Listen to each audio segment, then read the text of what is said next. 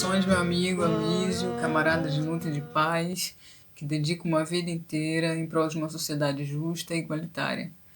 Parabéns pelos anos intensivamente vividos em prol de um mundo melhor para todas e todas. Feliz aniversário. Muito me incomoda o momento que estamos vivendo. Por todos nós, mas principalmente por camaradas que, como você, sofreram na pele a covardia da ditadura. Estamos vivenciando uma escalada autoritária provocada por um governo constituído dentro do processo democrático e que, desde a disputa eleitoral, utilizou-se de subterfúgios criminosos, como podemos ver agora nas denúncias em relação ao vazamento de informações da Polícia Federal, as fábricas de informações falsas, as fake news e os robôs na internet, tudo para alcançar o poder. Em um pleito com abstenção recorde, somado a brancos e nulos, indica a insatisfação de mais de 40 milhões de brasileiras e brasileiros, seja com os candidatos postos, ou seja até mesmo com a democracia como está. Um candidato que já evidenciava não ter nenhum apreço ao que é democrático foi eleito. Feito a sanha, o que não faltam são decretos e medidas provisórias e discursos que atentam contra o que é de interesse público. A saúde, as reservas ambientais, a floresta amazônica, as terras indígenas e quilombolas, a legalização de terras públicas para grileiros e a anistia de agentes públicos por possíveis erros durante a pandemia da Covid-19. E ao mesmo tempo que outros flexibilizam a compra e o porte de armas, bem como de munição, armando parte da população que ainda lhe serve de apoio, ou seja, decretos e medidas provisórias que, na verdade, cooperam para o seu próprio benefício, em benefício dessa base que, cada dia mais, tem se demonstrado um verdadeiro conglomerado de milícias de caráter nazi-fascista. Sei que para você deve ser enojante ver a profunda admiração que o ainda presidente tem pelo lado mais obscuro da ditadura, os assassinatos e torturas dos presos políticos. Muitos dos seus amigos tombaram em batalha, outros sequer puderam ter suas mortes atestadas, mas o ainda presidente esbraveja que a ditadura errou porque matou pouco. Em sua atuação insignificante no Congresso Nacional enquanto deputado, mamando nas tetas do Estado e nas regalias vergonhosas da classe política, deixou seu registro, exultando em elogios um dos maiores torturadores do regime militar brasileiro. Primeira manifestação pública em que rege a Constituição de 88, dentro da Casa do Povo. O ainda presidente é um escárnio às famílias e amigos que ainda choram seus mortos e desaparecidos. E o que esperar de uma gente dessa? Há um ditado popular que diz que as pessoas só podem dar o que elas têm. E um provérbio bíblico que diz que a boca fala o que o coração está cheio. Pouco nos espanta que o ainda presidente esteja envolvido em manifestações que pedem a volta da ditadura, que pedem o fechamento do Congresso e do STF, que tem por bandeira o AI-5, e agora mais sofisticadamente pedem um regime democrático militar, que, diga-se de passagem, já está posto. Meu amigo, uma nação precisa se apropriar da sua história para escrever um bom presente e um futuro. Já nos dizia você em seu livro Onde Foi que Vocês Enterraram Nossos Mortos, sobre a lei da anistia, que nada fez senão isentar os criminosos servidores do Estado, exprimindo a conta não acertada do Brasil com a ditadura. Não trouxe reparação alguma aos familiares e amigos, aos mortos, aos desaparecidos. Até mesmo a memória lhes foi e lhes é negada. A construção de memória cumpre fundamental papel na formação de consciência histórica e cultura política numa nação. A falta de consciência histórica impõe vulnerabilidade, arquiteta a cena como de um bêbado vacilante que entre um cambaleio e outro pode voltar a cair numa pedra que já havia tropeçado. Se há uma intencionalidade do Estado ou não em sua omissão, ela se concretiza na insensibilidade das pessoas quanto ao terror que foi a ditadura e permite que permaneçam dúbias e anestesiadas ante a instauração de um próximo governo autoritário. Mas você, camarada, é memória viva que apenas com seu estar resgata os fatos dos tempos de chumbo. Que a todo momento, com sua incansável luta, reivindica uma sociedade justa e igualitária. Talvez padres e pastores não tenham se indignado tanto quanto você se indignou nesses dias de pandemia. As pessoas estão morrendo, morrendo. É preciso fazer algo. Você me falou em uma de nossas conversas. E fazer algo é coisa que você não negligencia. Hoje, ainda continua fazendo. Agradeço a Deus a oportunidade de poder lutar ao seu lado no Centro de Direitos Humanos e Memória Popular de Foz do Iguaçu e a sua importantíssima contribuição com o site Documentos Revelados. Hás pela vitória sempre, camarada. Feliz aniversário. Oremos juntos pela vida financeira. Não se preocupe comigo, mas eu não volto mais pra casa não. Mas eu não volto mais pra casa não. Não se preocupe comigo, mas com o que me aconteceu. Eu sumi e eles podem levar um outro filho seu. Sem corpo, sem prova, sem crime. O sal da lágrima fica no gosto, que é o costume da língua. Em duas falas diferentes, mãe Jacari, da Praça de Maio e outras tantas por aí. Entre conflito e decisão, as vítimas não encontradas, somos todos nós, os que não demos adeus e nem rezamos, nos cemitérios clandestinos da justiça. Aloysio Palmar nasceu em 24 de maio de 1943, em São Fidélis, no norte do estado do Rio de Janeiro.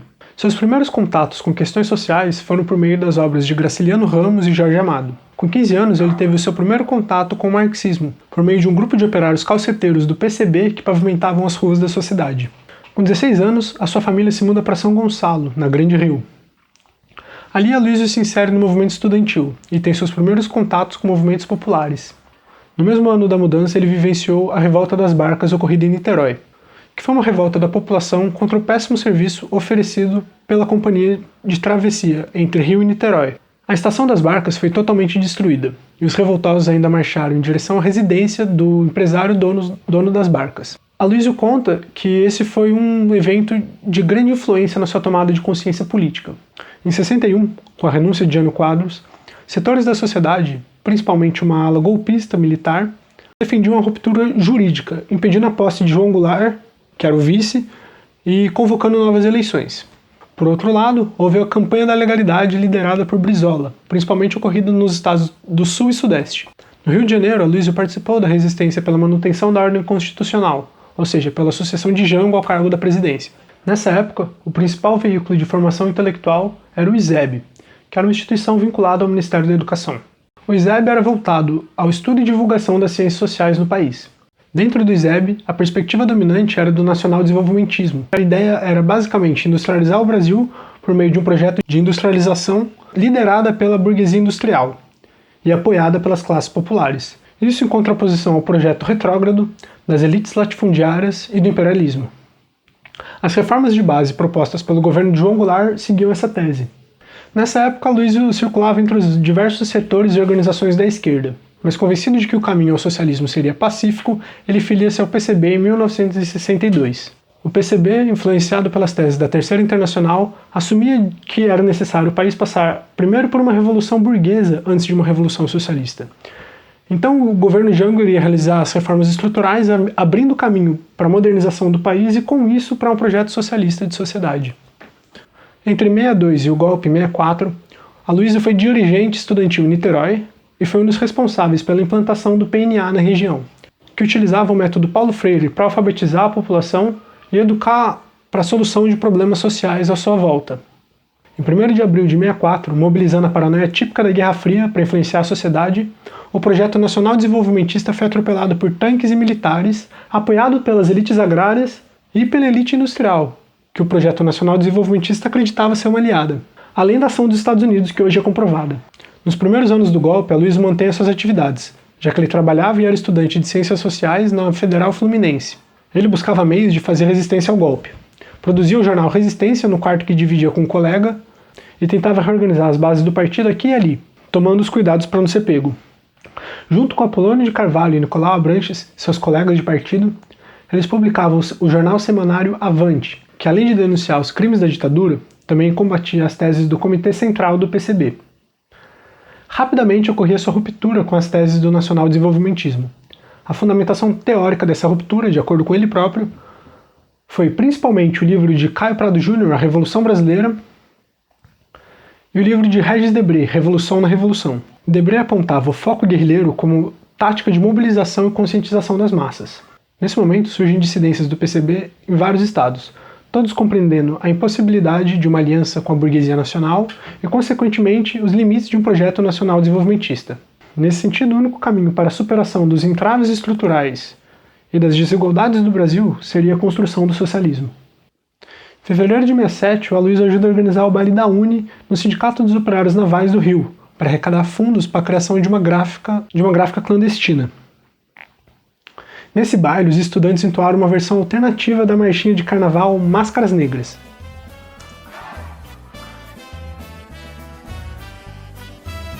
Tanto riso, oh, quanta alegria, mais de 1000 palhaços no salão.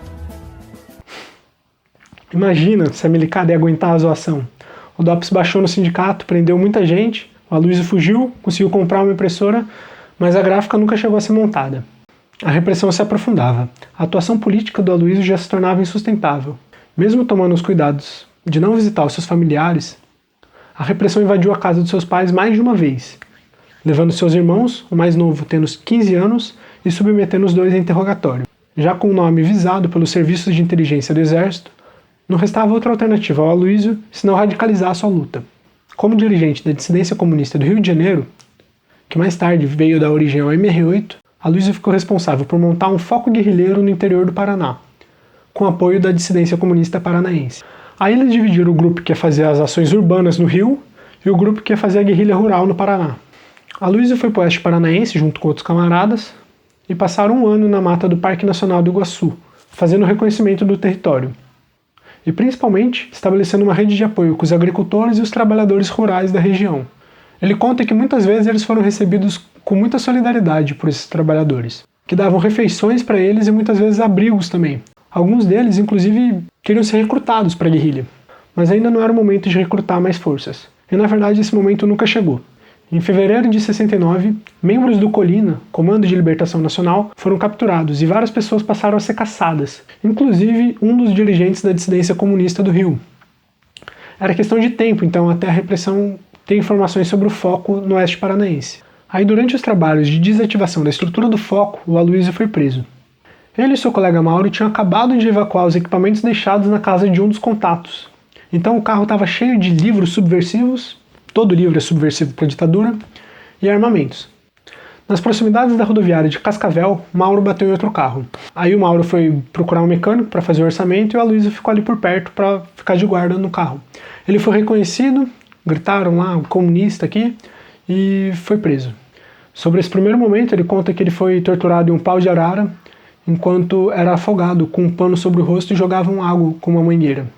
Mas como ele havia caído sozinho, e os militares não conheciam a história dele, não fizeram associação direta entre ele e a dissidência do Rio. A única evidência que eles tinham era um carro subversivo. Antes dele ser completamente sumariado nesse processo, seus companheiros da dissidência comunista do Rio caem. E só assim conseguem fazer a ligação entre ele e essa organização. O CENIMAR, que é o Serviço de Informações da Marinha, foi até o presídio do AU, que era onde ele estava no Paraná, para levar até o Rio. No Paraná, antes de ser levado para o Rio de Janeiro, ele passou por vários presídios e centros de tortura, como o Batalhão de Fronteira de Foz do Iguaçu, o DOPS e o presídio do AU em Curitiba. No presídio do AU, ele ficou em uma cela onde a maioria eram estudantes. Foi aí que uma freira solidária da luta fez uma ponte entre Aloysio e a sua esposa, Eunice. Agora Aloysio era pai da sua primeira filha, Florita. Também foi na AU que Aloysio conheceu Alberi Vieira dos Santos, um ex-sargento gaúcho que atuou na Guerrilha de Três Passos, que foi o primeiro movimento armado contra a ditadura. Mesmo mal conhecendo o Aloysio, o Alberi convidou o Aloysio para um plano de fuga. Nas palavras de Aloysio, um plano escalafobético. Mas ele não confiou no Alberi e acabou não aceitando. No Rio de Janeiro, ele foi levado para o centro de tortura de Ilha das Flores, onde ele foi torturado até a hora das audiências no Tribunal Militar da Marinha. Do Tribunal Militar da Marinha, ele e seus companheiros do MR8, que junto às dissidências comunistas do Rio e Niterói, foram encaminhados para o presídio de Ilha das Cobras.